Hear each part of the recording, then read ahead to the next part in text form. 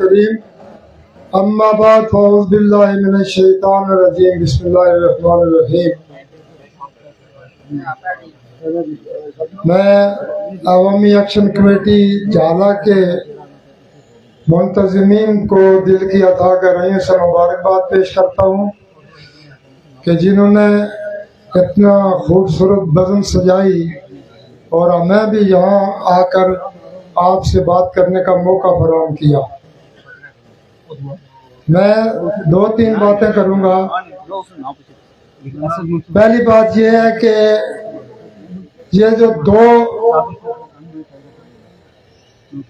माटो हैं अवामी action committee के, इसकी तशरीह हर बंदे को करनी चाहिए।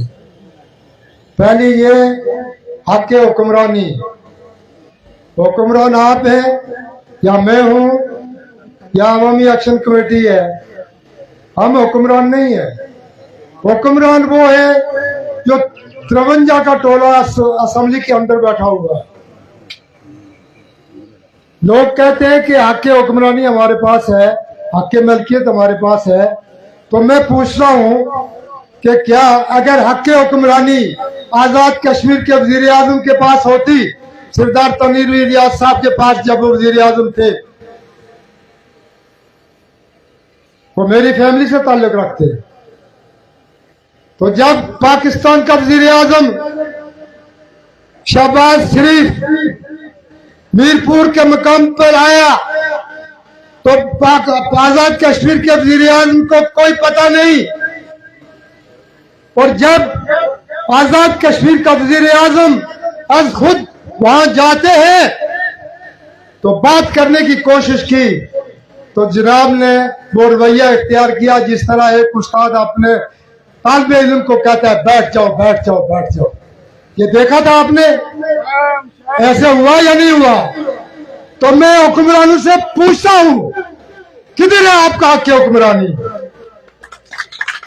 अगर आपके पास ये हक हुक्मरानी होता, देखें मुल्क को नहीं देखा जाता कि ये मुल्क कितना बड़ा है, उस स्टेटस को देखा जाता है कि ये किस स्टेटस का बंदा हमारा मेहमान आया।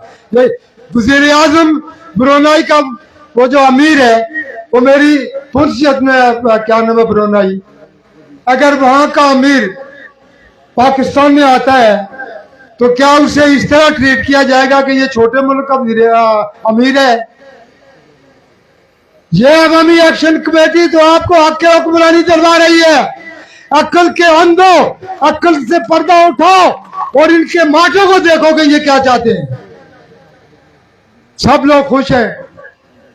अवामी एक्शन कमेटी ने आटा सस्ता करवा दिया, बिजली सस्ते करवा दी, मुझे इससे कोई खुशी नहीं हुई है। सबसे खुशी किस बात की है कि इस अवामी एक्शन कमेटी ने आजाद कश्मीर के एक हुजूम को एक कौम बनाकर दुनिया के सामने रखा है। यह सबसे बड़ी कामयाबी है। आजाद कश्मीर की आवाम को गैर रियासती जमातों ने टुकड़ों में तकसीम करके रखा। कोई बंदी गाले का पुजारी, कोई रायविंड का पुजारी, कोई लाड़खाने का पुजारी। मैं मुबारकबाद पेश करता हूं अवामी एक्शन कमेटी को कि सारी दीवारें तोड़कर कश्मीरियों को एक कौम बनाकर दुनिया के सामने रखा है। पाकिस्तान की तबाही, मैं थोड़ा सा टाइम लूंगा। 90,000 सब्ज प्लेट वाली गाड़ियां हैं, 90,000, उन पे 220 अरब का तेल लगता है, 220 अरब, और उन्हीं के लिए 550 अरब का बिजली फ्री मिलती है उनको। 70 अरब इन पे तो हर सालाना इन चोरों डाकुओं पे खर्च होता है। तो जनाब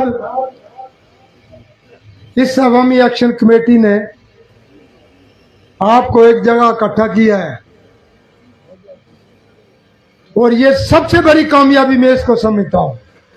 चूंकि वक्त कम है तो मैं एक मेरे अजीज ने अवामी एक्शन कमेटी के बारे में एक शेर व शायरी करके मुझे बताया कि आपने ये वहाँ ये मेरे शेर पढ़ने, मैं वो पढ़ के आपसे इजाजत दूंगा।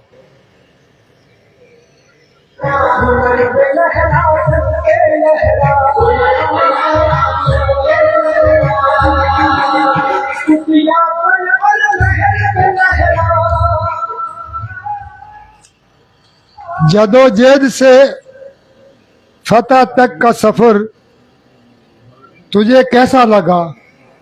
जदोजहद से फतह तक का सफर तुझे कैसा लगा? शौकत नवाज मीर जैसा राबर तुझे कैसा लगा? लोग मुबारकबाद दे रहे हैं हमसे मिलकर गले, गुलाम अली खान के जलसे का मंजर तुझे कैसा लगा?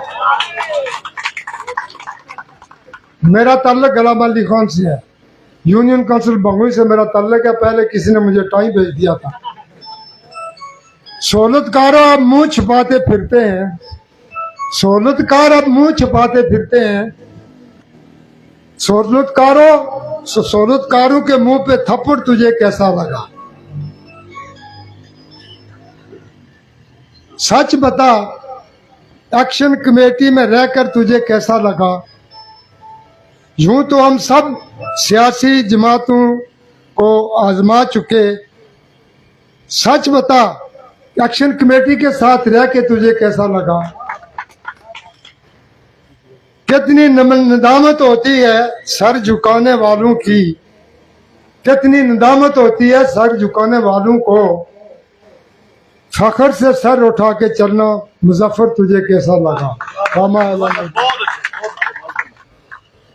अब मैं सिर्फ 2 मिनट के लिए शहजाद मलौटी साहब से गुजारिश करूंगा कि वो अपने 25 तारीख के प्रोग्राम की दावत